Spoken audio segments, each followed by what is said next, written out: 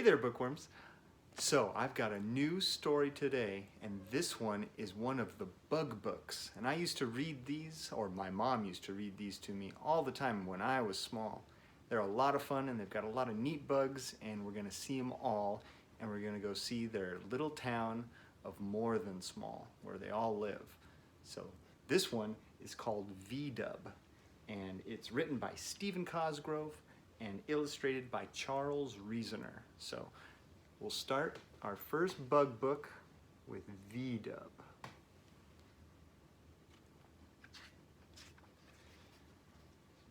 As you lay on a crisp fall day in a warm and sunny place, don't look up into the skies, instead look down and squint your eyes.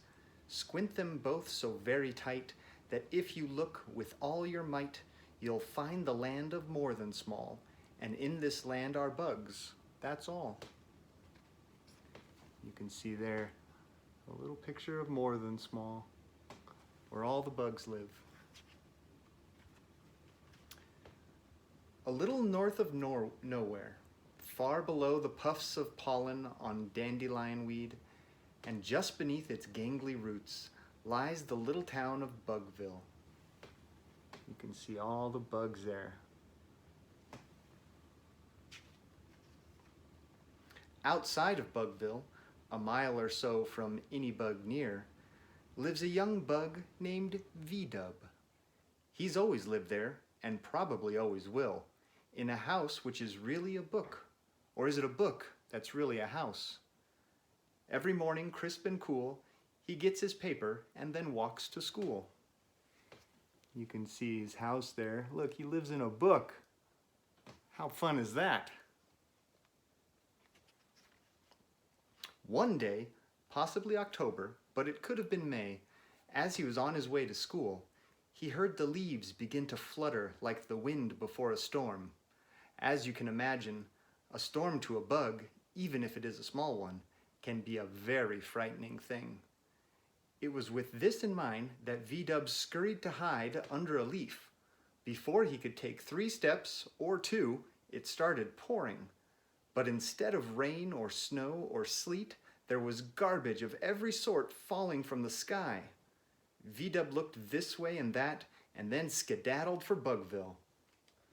Oh man, it's raining garbage. Look how scared he is, all that trash falling down around him. What's he gonna do?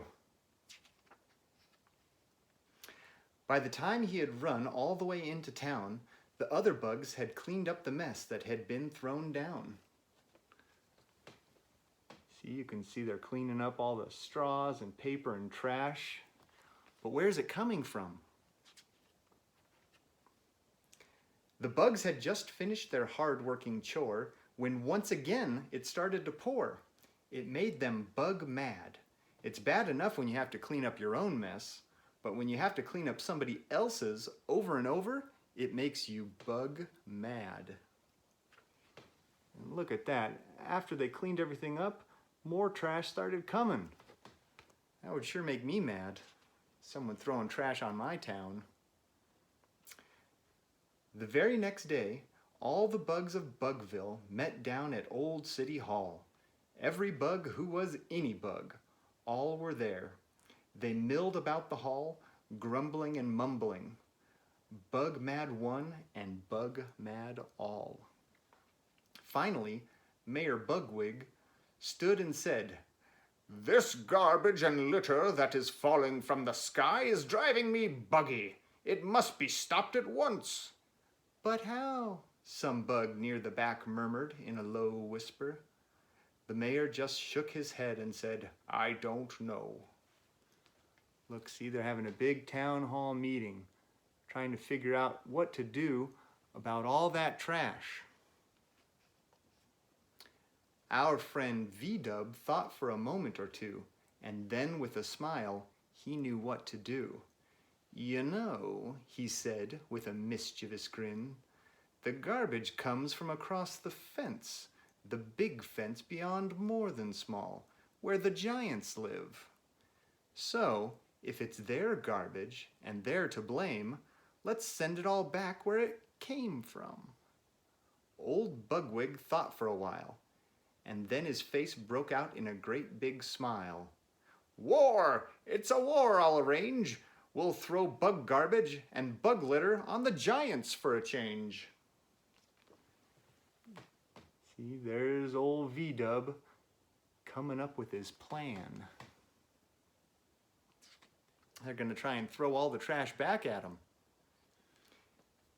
In the newspaper the very next day, the headlines declared war on the giants and said they must pay. When all was ready and done, the bugs marched as quietly as a bug could march. See there, they got a newspaper. It's going to be a trash war. Right up to the edge of the old picket fence. Look, you can see all the bugs are marching to go throw the trash over the fence. Gonna give those giants back all their nasty trash. Everyone and every bug sat hushed beneath the tall grass that always grows on the other side of the fence and waited for the start of the great garbage war. See, look, they're all getting ready to throw their trash. When Mayor Bugwig was sure that all was ready, he stood on his tiptoes and waved a great flag. Then, like a wave that crashes on the shore, all that garbage and litter was thrown right back over the fence. See, the bugs are throwing all the trash back to the giants who threw it over.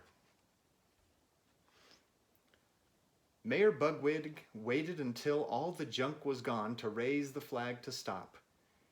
The only war in all of bug history. Tired, all the bugs rested in the shade. More Than Small once again was so clean it glittered. They hoped against hope there would be no more litter. And you can see there they are, resting after throwing all that garbage back to the giants where it came from. And the last thing it says is, if some junk flies over your fence, you may say it makes no sense. Maybe it's bugs, you laugh and grin, but probably it's just the wind. And there's one little bug watching all the trash coming back over the fence. So, what'd you think? Was that a good idea that Vee-Dubb had to get the trash back to the giants? Make sure it stopped coming down on their town? It's one way to take care of it, I think. But hopefully they won't have that problem again. Anyway, I hope you guys enjoyed Vee-Dubb, which is a bug book, and hopefully we'll do some more bug books soon, and we'll see you then. Okay, bye.